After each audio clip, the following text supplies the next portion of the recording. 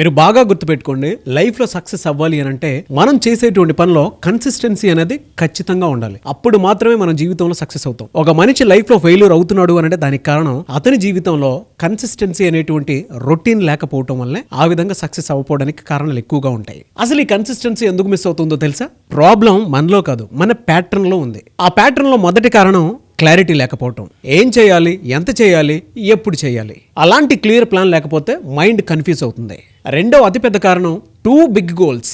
ఒక్కసారిగా అన్ని మార్చే ప్రయత్నం చేస్తూ ఉంటాం మనం. అంటే ఓవర్ నైట్లో సక్సెస్ వచ్చేయాలని చెప్పేసి అనుకుంటూ ఉంటాము, కానీ మూడో రోజుకే గివప్ చేసేస్తాము. కాబట్టి స్మాల్ స్టెప్స్ ఎప్పుడు బిగ్ విన్కి దారితీస్తూ ఉంటాయి.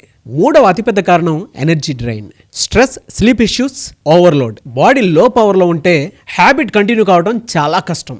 నాలుగో అతిపెద్ద కారణం వెంటనే ఫలితం రాకపోవడం, fast results culture. Slow changes చూడగానే చాలా మంది డ్రాప్ అయిపోతూ ఉంటారు. ఐదవ కారణం busy life, work plus family plus responsibilities, that is equal to healthy habits. అటువంటి వాటికి అవకాశం లేకపోవడం. ఆరవ కారణం అకౌంటబిలిటీ లేకపోవటం.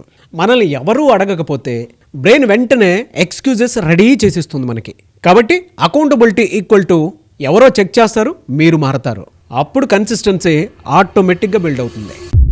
ఈ ఎంటైర్ సక్సెస్ ఫార్ములా మనకేం సూచిస్తోంది అని అంటే small plans plus small steps plus accountability plus support system equal to unstoppable consistency.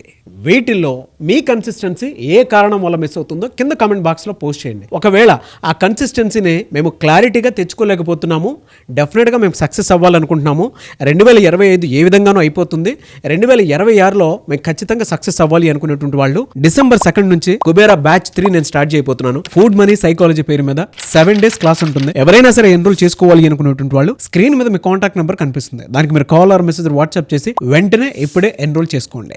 And me consistency ఏది మిస్ అవుతుందో కింద కామెంట్ బాక్స్ లో మాత్రం పోస్ట్ చేయడం మర్చిపోవద్దు.